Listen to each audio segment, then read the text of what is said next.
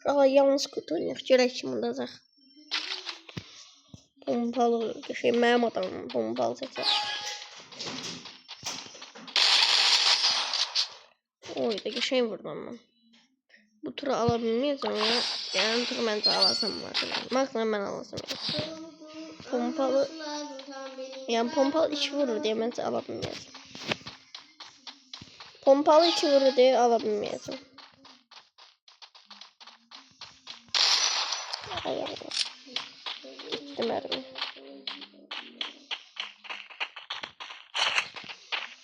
Orada bir bu.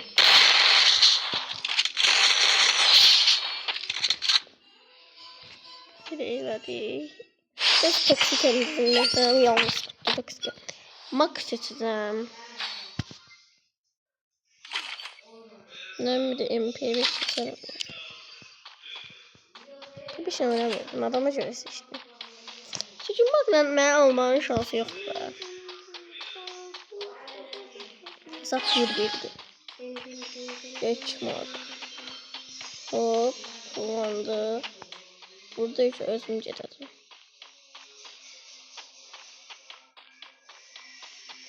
Aradım ben Ömer Tanrı'yır. Sakla. Ömer Tanrı buraya gel. Ha burada. Buradayım ha. Şurada.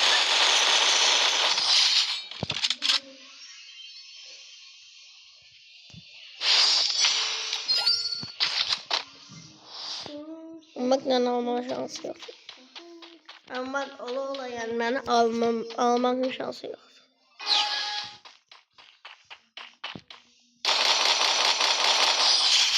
Ben Afrikalı'nı satmazdı da.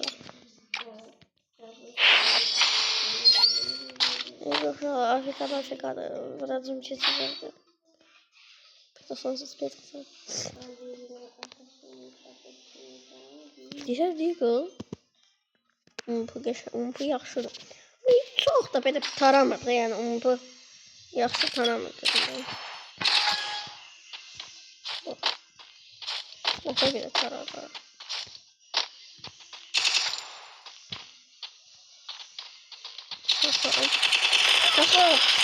Saxla qardaşım saxla niyə vurursun? Dostum. Bu işaretlemek istemiyorum. Neyse dayı. Balıktır.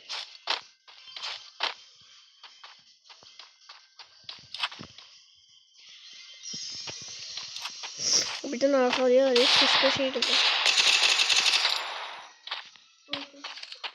O kitap basmaya durduk burada.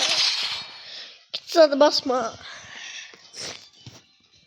Nerede çıldıram ya? Adasın.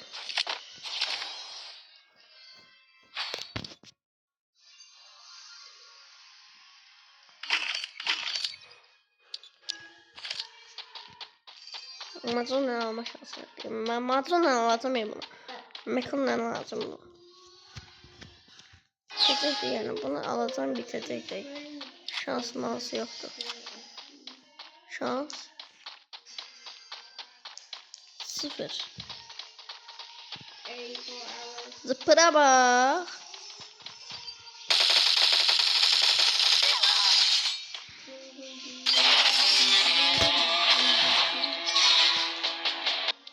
Princess again, and I'll make you regret it.